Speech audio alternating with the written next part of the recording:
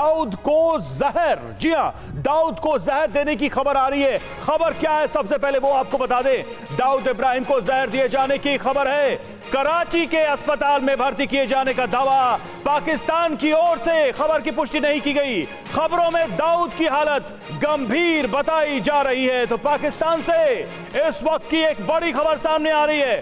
खबर यह है कि दाऊद को जहर दिया गया है, ये बातें कही जा रही हैं और कराची के अस्पताल में फिलहाल दाऊद को भर्ती कराया गया, ये जानकारी सामने आ रही है। पाकिस्तान के एक वरिष्ठ पत्रकार की तरफ से ये खबर बताई गई है। हालांकि पाकिस्तान की तरफ से इसकी पुष्टि नहीं की गई है। खबरों में दाऊद की हालत फिलहाल गंभीर बताई जा रही है और बताया जा रहा है कि कराची के एक अस्पताल में दाऊद को भर्ती कराया गया है। और इस खबर के सामने आने के बाद से भी एक बड़ी खबर यह भी है कि पाकिस्तान के अंदर कई सारी इंटरनेट सेवाएं बंद रखी गई रात में। इसको भी दाऊद की घटना से जोड़कर देखा जा रहा है। तो अगली बड़ी खबर आपके सामने, पूरे पाकिस्तान में इंटरनेट बंद कर दिया गया है। सोशल मीडिया साइट भी बंद कर दिया गया है। ट्विटर और यूट्यूब भी रात भर बंद रहे।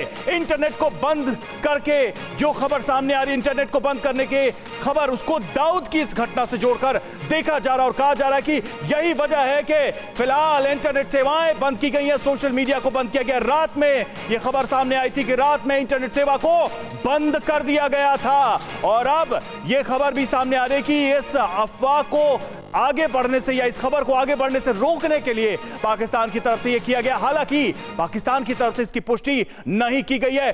तो दाऊद को लेकर पाकिस्तान में क्या चल रहा है, जल्दी से बिग वॉल के माध्यम से आपको हम समझाते हैं क्या हुआ है पाकिस्तान में। तो अंडरवर्ल्ड डॉन दाऊद इब्राहिम को जहर देने पर चर्चा है पाकिस्तान में, यह खबर सामने आ रही है और जहर देने से दाऊद की हालत ज्यादा खराब हो गई है, यह भी बात सामने आ रही है। जहर किसने दिया, इसका अभी तक खुलासा नहीं हुआ है। अभी तक इस बात का पता नहीं चला है कि यह जहर किसने दिया। कराची के एक अस्पताल में भर्ती कराया गया है दाऊद इब्राहिम को, यह भी जानकारी सामने आ रही है और अस्पताल के बारे में ज्यादा जानकारी पब्लिक डोमेन में नहीं डाली गई है। हालांकि अलग अलग सोर्सेस से यह खबर सामने आ रही है। पाकिस्तान की ओर से आधिकारिक पुष्टि भी नहीं की गई है, यह भी जानकारी सामने आ रही है। इस खबर के फैलने के बाद से पाकिस्तान में क्या हुआ, पूरे पाकिस्तान में इंटरनेट को बंद कर दिया गया, यह और चौंकाने वाली बात। और सोशल मीडिया पर पाबंदी लगा दी गई है, ट्विटर और यूट्यूब भी बंद कर दिया गया,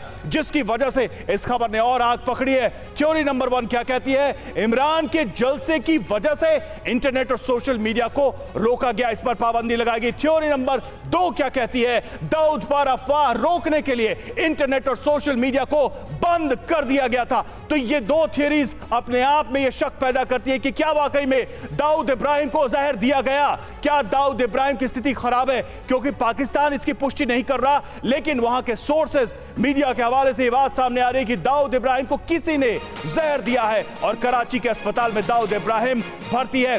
अब हम आपको वो सोर्स भी बताते हैं। पाकिस्तान के पत्रकार आरजू काज़मी की तरफ से यह बात कही गई है कि दाऊद को जहर दिए जाने की चर्चा है। ये कौन कह रहा है, आरजू काज़मी। कराची के एक अस्पताल में दाऊद भर्ती, आरजू का यह बयान सामने आया है कि यह भी खबरें सामने आ रही है कि दाऊद को हॉस्पिटल में भर्ती कराया गया है। आरजू काज़मी ने और क्या कहा, आइए सुनते हैं।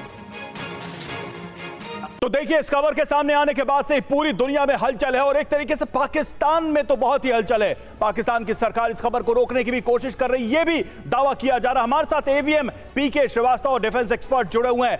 श्रीवास्तव सर, आपको कितनी सच्चाई लगती है इन खबरों में? अब तक जो कुछ भी हुआ, इंटरनेट सेवा बंद, कराची के एक अस्पताल में दाऊद इब्राहिम को भर्ती कराया गया है और पाकिस्तान की ओर से कोई कमेंट नहीं। रवि, इसमें दो बातें दिखती हैं। पहली बात तो ये कि ये पाकिस्तान का कबूलनामा है कि दाऊद इब्राहिम, जिसको हम इतने सालों से ढूंढ रहे हैं, जो डिक्लेयर टेररिस्ट है, जिसने मुंबई में इतना हंगामा मचाया, इतनी जानें ली और इतना नुकसान किया भारत का, और भारत ने उसे टेररिस्ट डिक्लेयर किया, वो उनकी ही धरती पर है जो बार बार वो मना करते रहे। ये बात एक तो बहुत बड़ी है, जो हमारे भारत के हिसाब से बहुत अच्छी है कि ये सामने खुल के आ गया है। दूसरी बात यह है कि अगर ट्विटर, यूट्यूब और सब कुछ बंद कर दिया गया, सारे सोशल मीडिया बंद कर दिए गए हैं, तो ये साबित करता है कि जरूर कोई ऐसी खबर है इससे संबंधित। ये मानना कि दाऊद इब्राहिम अभी जिंदा है कि मर गया है, ये सारी तैयारियां तब होती हैं जब कोई बहुत ही समस्या गंभीर हो। और इस एक बात और बताती है रवि कि ये उनकी पकड़, मतलब दाऊद इब्राहिम एक टेररिस्ट की कितनी जबरदस्त पकड़ है पाकिस्तान के शासन तंत्र पर और उनके मिलिट्री के पास, कि उससे फैली हुई जो खबर है जो उसके खिलाफ है, उसको अगर हम कंटेन और कंट्रोल करना चाहते हैं तो हमें सारे सोशल मीडिया को, सारे अखबारों को, सारे पत्रकारों को मना करना पड़े या रोकना पड़े। ये अपने आप में बहुत अहम खबर है। इससे लगता है कि हाँ, वो कबूल कर रहे हैं कि दाऊद इब्राहिम उनके यहाँ है, जो बार बार कई बार वो मना करते रहे कि नहीं हमारी धरती पर।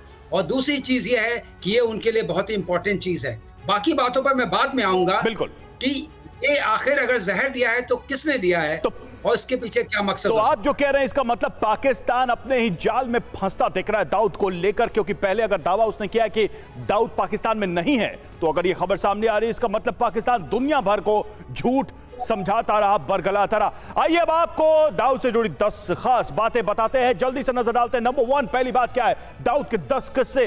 पहला किस्सा देखिए, टीनेज में ही अपराध की दुनिया में कदम रखा था दाऊद इब्राहिम ने। दूसरा, गैंगस्टर शाबिर इब्राहिम कास्कर का बड़ा भाई है दाऊद इब्राहिम, ये नाम भी आतंक की दुनिया में बड़ा नाम रहा है। नंबर 3, मुंबई का सबसे कुख्यात अंडरवर्ल्ड सरगना रहा है दाऊद इब्राहिम।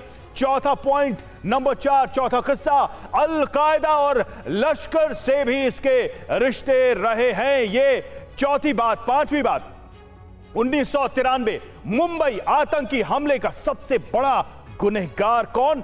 दाऊद इब्राहिम, और इस केस में लंबे समय से इसकी तलाश। नंबर 6, छोटा राजन, कभी उसका दाया हाथ कहा जाता था, वो भी उसका सहयोगी रहा। नंबर 7, FBI के दुनिया के टॉप 10 वांटेड लिस्ट में नंबर 3 पर है दाऊद इब्राहिम। 8वां पॉइंट, खुद और गुर्गों ने रियल एस्टेट में जमकर पैसा लगा, रियल एस्टेट के धंधे में पैसा लगा दाऊद इब्राहिम ने। 9, हवाला के तमाम बड़े कारोबार में इसका हाथ रहा है। और नंबर 10, बॉलीवुड प्रोड्यूसर्स और सेलिब्रिटीज से उगाही की दाऊद इब्राहिम ने। तो ये धंधे रहे हैं, ये किस्से कहानियां दाऊद इब्राहिम की, जो 10 कहानियां हम आपको बता रहे हैं। और आइए देखते हैं कि दाऊद इब्राहिम के भारत में किस तरह के गुनाह रहे हैं, भारत के लिए वो क्यों मोस्ट वांटेड रहा है। तो ऐसे अपराध के काले किस्से उससे जुड़े हुए हैं, मर्डर, उगाही, टारगेट किलिंग, ड्रग तस्करी, आतंकवाद, इस तरह के अपराध में दाऊद इब्राहिम लंबे समय तक शामिल रहा। जो डी कंपनी चलाई उसके तहत यही धंधा, यही बिजनेस दाऊद इब्राहिम करता रहा है।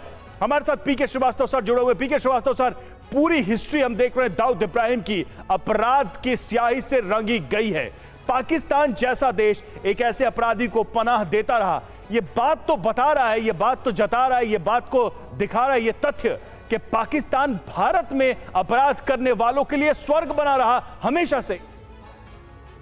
बिल्कुल सही कह रहे हैं आप, स्वर्ग ही नहीं बना रहा, वो उनको पनाह देता रहा, उनको प्रोटेक्ट करता रहा और बार बार बीच बीच में ये भी कहता रहा कि ये लोग हमारे यहाँ नहीं हैं। अब ये सारे किस्से एक के बाद एक खुल के आ रहे हैं। ये तो तार है, एक बार खुलेगा तो बहुत सारी और चीजें सामने आएंगी। लेकिन अब एक बात और सोचने वाली है रवि, कि क्या ये उनके लिए भारी पड़ गया था जी, या अब ये उसको वाकई, चाहे FATF के उसमें संदर्भ में या किसी और संदर्भ में, अब ये उनके लिए यूजफुल नहीं था, या अपनी यूजफुलनेस के वो आखिरी कदम पर पहुंच चुका था। उस वक्त इन सबों को हटाना भी एक जिम्मेदारी बन जाती है कि नए लोग आएंगे, एक तरीके से नई चीज बनेगी, क्योंकि FBI ने भी इसको टॉप 3 में डिक्लेयर किया हुआ था।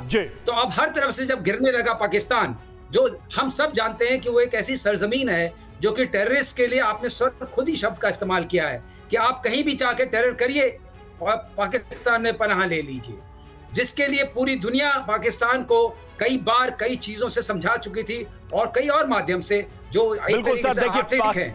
और हम सब जानते हैं पाकिस्तान का इतिहास कैसा रहा है, दुनिया के आतंकियों को छिपाता है और दुनिया को बेभ्रम फैलाता है, झूठ बोलता है।